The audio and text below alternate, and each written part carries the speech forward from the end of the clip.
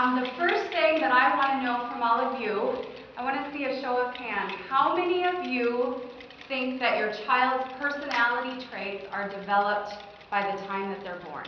Show of hands.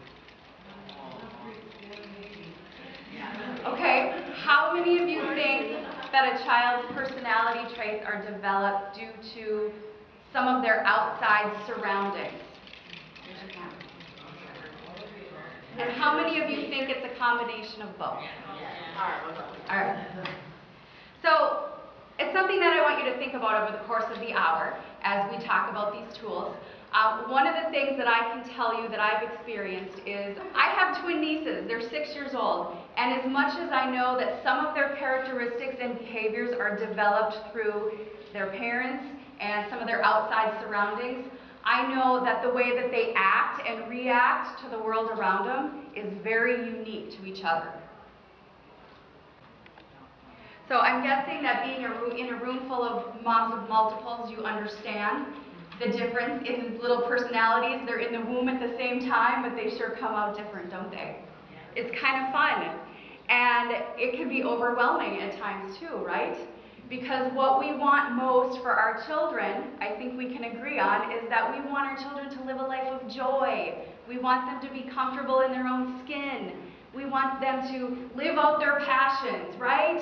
And not listen to all the naysayers out there. We want them to have the confidence to do that. And we want to be good parents so we can lead them in the right direction, right?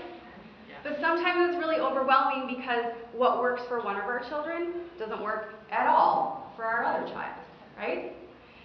Now, I'm going to tell you a story about that as a mom, but I should preface this by saying that I'm not a child psychologist, I'm not a teacher, I'm not a counselor. My experience here today comes from a core passion facilitator, somebody who's really confident about how people react to their surroundings and their behaviors and thoughts based on their outside experiences, and also as a mom who has failed like a bajillion times. I consistently fail, and I'm going to continue to fail. And one of those failures comes with trying to parent my children the same way. For instance, I have a 13-year-old son, and how many of you do this? How many of you count? Say, I'm going to give you to the count of 10, and then you need to do what I say, right? Oh yeah. I have a teenager, a 13-year-old, and he still responds to counting. No lie. He struggles with focused attention, and so I think in the back of his mind he knows that when mom hits the counting thing, I know she's really serious, and then he gets up and does whatever it is that I need him to do. But that never worked for my daughter. I have a memory of my daughter, chubby little body, white hair, flailing all over the place, and me going, Brianne, I'm going to give you to the count of 10. You're going to hope that I don't get to 10, because you don't want to know what's going to happen. And she looks at me, she folds her arms, she cocks her hip, and she says, really, Mom, what are you going to do when she hit 10? And I thought, oh my, I have just lost all my power. This does not work. And it has taken me several years to get my power with my daughter and to learn that exchange of power. It has been a constant learning experience. So mom fail, huge mom fail. What I have learned over time is that what works for my daughter is that she needs to create her own schedule. It needs to be on her terms. And so when I need her to do something, she needs to calendar this and tell me when it's going to take place. So there is an exchange there that we're still working on. But I told you that story because I really want you to understand that, hey, and you know it, what works for one child doesn't work for another one, and it's based on their personalities. So these are my kids and my twin nieces, my daughter Brianne, Taylor, Braylon, the twins, and Bryce. You're going to see a little bit more of the twins later. I'm going to use them as an example. But I feel like sometimes this whole parenting thing gets pretty complicated, and we really are hard on ourselves. You know, I wish God would have told me, hey, Saree, I have this manual I'm going to hand you for each of your children, and as long as you follow it word by word and page by page, your children are going to be super happy and super successful, right? Like, I would pay huge money for that. I wish I could hand you all a manual. I can't do that. But I do have some fun tools that I think might help you tap into your children's unique personalities and behaviors. So how many of you are visual learners? Do you learn by seeing things? I do too, and I thought a lot of you probably did. So what I'm going to do is I'm going to show you a visual example of the most basic building blocks of our personalities. And that is energy. Everything is energy, right? We know that. We go and we flip on a switch, energy moves, and we see light. We turn on a faucet, energy moves, and we see water. But what does that look like in our personalities, right? We can feel that all the time. You probably know when your significant other is really pissed off at you. He doesn't need to say a word, right? But you know, you just feel it. You feel his energy. But we can't see it. Well, I want to show you a visual of what that looks like, but I need a volunteer. Is there anybody who would be willing to come up and volunteer? Okay, come on up. Thank you. What's your name? Nicole. Nicole. So tell me, do you have twins, triplets? I have twins and a singleton. Okay. And how old are your twins? The twins are 15 months, boy, girl, and then my toddler is 3. Okay. Do you have your hands on them? Yeah. Well, thank you. Yeah. What I'm going to do is have you, what did you say your name was? Nicole. Nicole, I'm going to have you stand right here. Does anybody know what these are? If you know, just say. Sticks. Dowsing rods. Yeah. Dowsing rods measure energy. And water. And water, yes. Right, because pioneers, these are the rods that they used when they were looking for water underneath the Earth's surface, right? So, measures energy, and what we're going to do is we're going to measure your energy.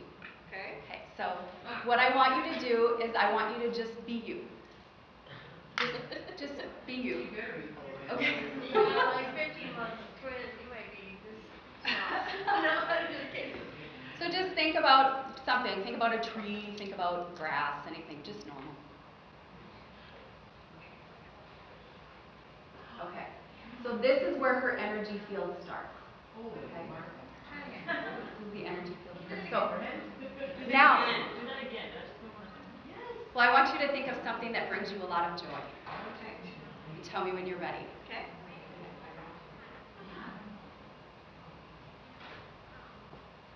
See how it's bigger? Okay, so now I want you to think about something that makes you really sad. Okay. Think about something sad. And then you tell me when you're ready. Okay.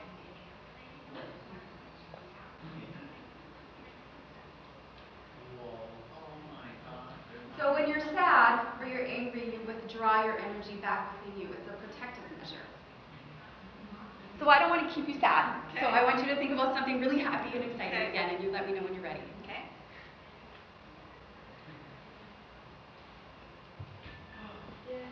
Yay! Thank you. When you're done, come up and look at me. Okay. Okay? Thanks. Where do you find those sticks? Woo stores. You can find them in any, I found these at Fargo Rocks. It's a rock store, a gem store. Some bookstores, New Age, anything that has New Age things in them, you can typically find them. Or you can get them online, just Amazon dowsing rods. Yeah, so what we see is that energy field, you saw when she was feeling joy, her energy field was big, right? You know the explanation of this so-and-so is larger than life? That's what that means. That energy field, when you're feeling joy, just naturally draws people in, right? So now we can see it, so now we can do something with it, right? And just like us, when we can sense when our significant other is angry with us or having a bad day, our children are feeling this all of the time. And they're feeling it even more than we're feeling it because they haven't developed those barriers yet to protect themselves. So now that we can see it's there, now we can start to measure it. So what we were measuring is a situation happens in our environment. I ask her to do something. She has a thought process, right? That's the energy. And then she acts accordingly. In regular life, you're going to have a thought process in reaction to something in your surroundings, and you're going to respond, right? The same goes with turning on a switch. That's the outside experience. Energy moves, you have a thought process, action happens, you see the light. So now that we have seen the energy, how do we put words to this personality measurement?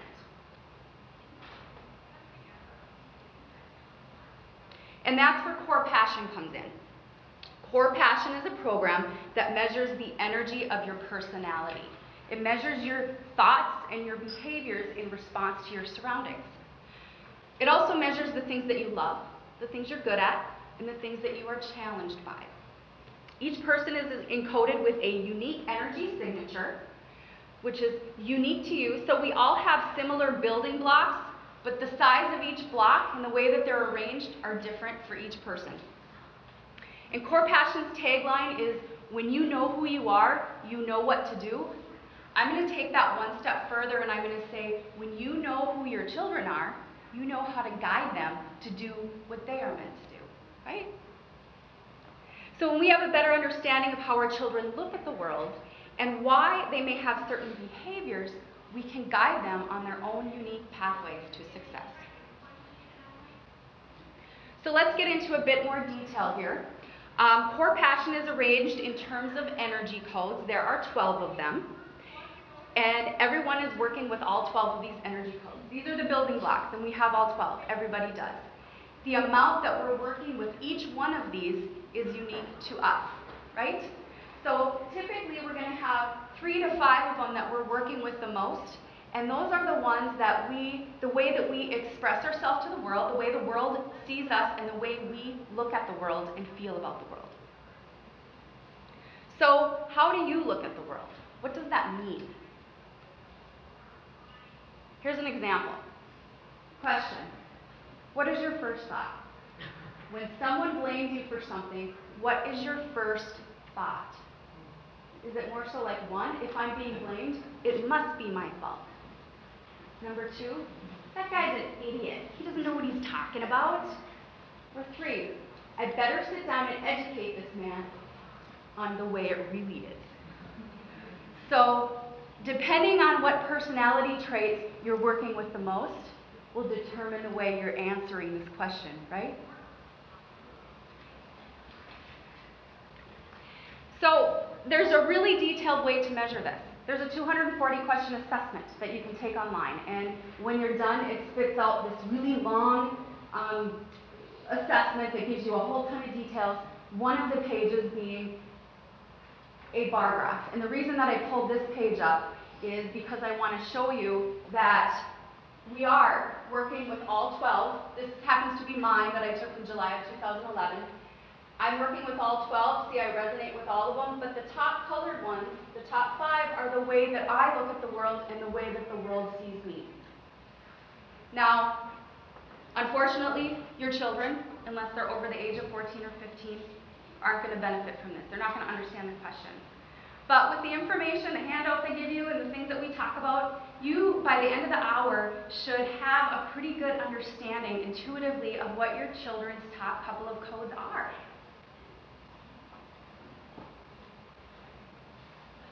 So for each of those personality codes, there is a gift, there's a challenge, and there's a lesson. So the gift is something that you are naturally blessed with.